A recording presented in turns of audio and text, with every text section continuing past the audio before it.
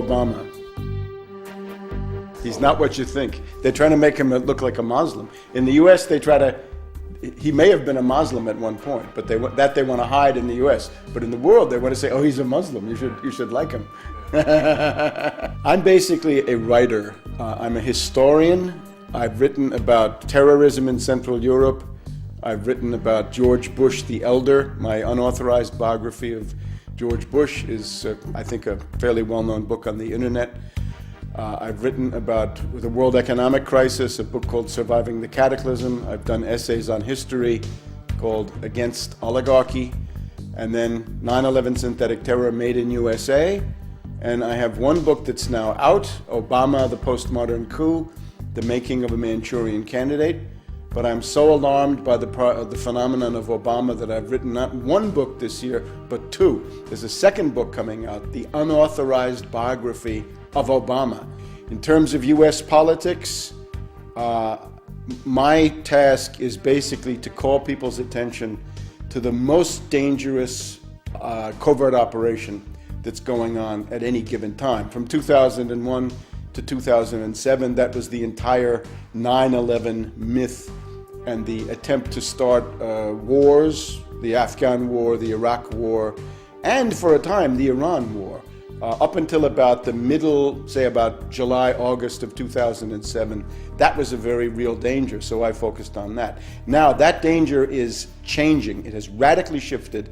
The greatest danger is now a covert operation around the candidacy of Obama. It's a kind of political coup d'etat going on in the United States with great danger for the world, because the policy represented by Obama is more aggressive, more militaristic, and generally speaking, more catastrophic than anything the neocons had.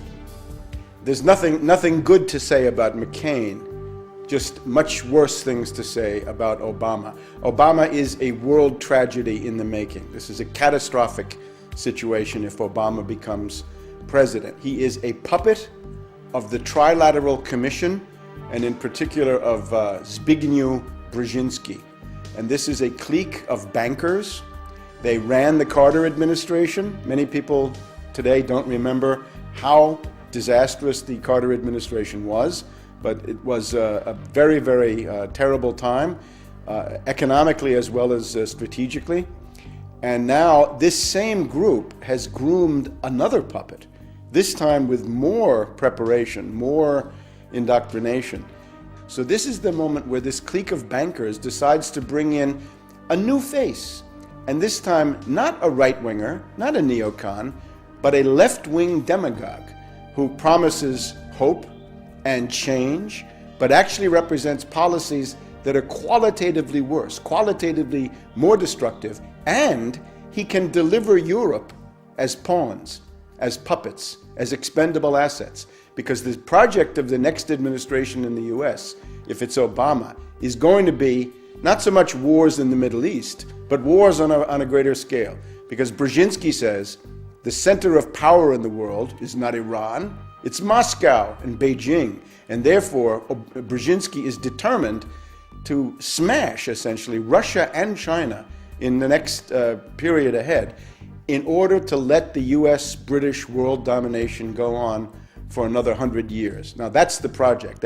That's more ambitious than any neocon, and it's more adventurous and it's more dangerous. So people in Europe had better wake up that silly romantic illusion they have about Obama is going to be suicidal for them if they don't understand this.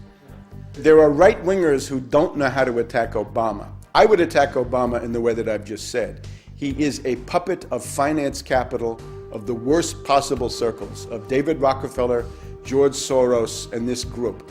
And their project is extreme austerity, savage reductions in the standard of living, and the basically immiseration and impoverishment of the United States.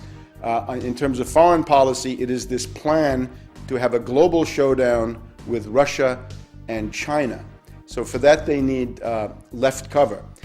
Now, the right-wingers don't know how to attack this. So they basically try to argue either that Obama is a communist, which I think is not accurate because he's a servant of finance capital. How could he be a communist? Or that he's a Muslim because his middle name is Hussein. he lived in Indonesia for a while, and he may indeed have considered himself a Muslim at some point in his life. I would, however, notice the two fathers that he had. He had a father, first of all, from Kenya, his biological father, who abandoned him, a guy called Barack Hussein Obama Sr., and then an Indonesian, a guy called Lolo Sotero. Both of them, it seems to me, were more devoted to Johnny Walker Black Label Scotch whiskey than they ever were to Islam. So I don't think the Muslim connection really makes any sense. But I would add one thing. If you want to become president of the United States, you're asking to get your finger on the thermonuclear button. There's a button that launches intercontinental ballistic missiles with H-bombs on them. From that point on, we, the public, want to know everything about Obama, everything. If he was a Muslim at some point, great, let's find out. And then everybody knows it. I think that's fine, but other people may not agree. The main thing, though, is that we've got to know everything about him.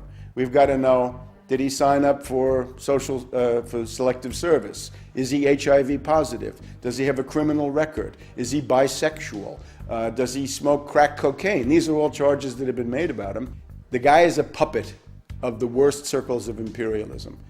In other words, he's interested in the same imperialist project carried out in a much more effective and clever way, although ultimately in a more insane way. Let's just take the case of Iran.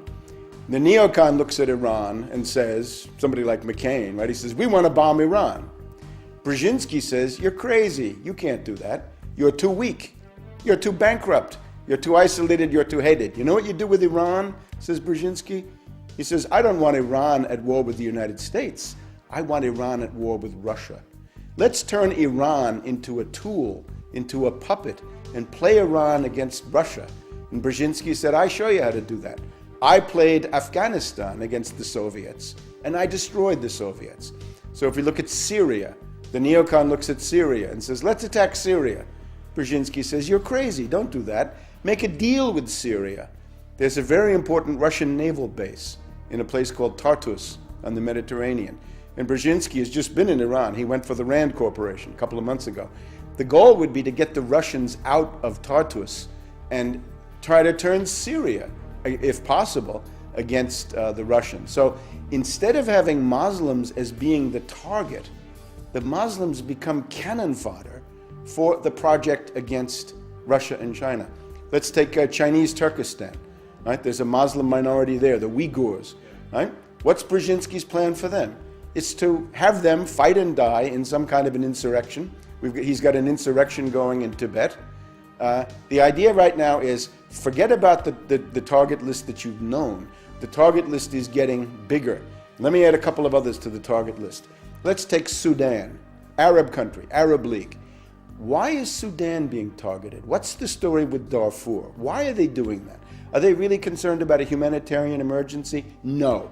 They're concerned because 7% of the oil for China comes from Sudan. They're looking desperately for a pretext to go into Sudan, overthrow General Bashir, and cut off that oil going to Sudan. Now let's take the really big one. Up until now, everybody's been focused on Iran. And will the U.S. attack Iran? Will the Israelis attack Iran? I say no, they won't. The U.S. and the British will not. I can't exclude some Israeli crazy. That's possible. But I don't even believe in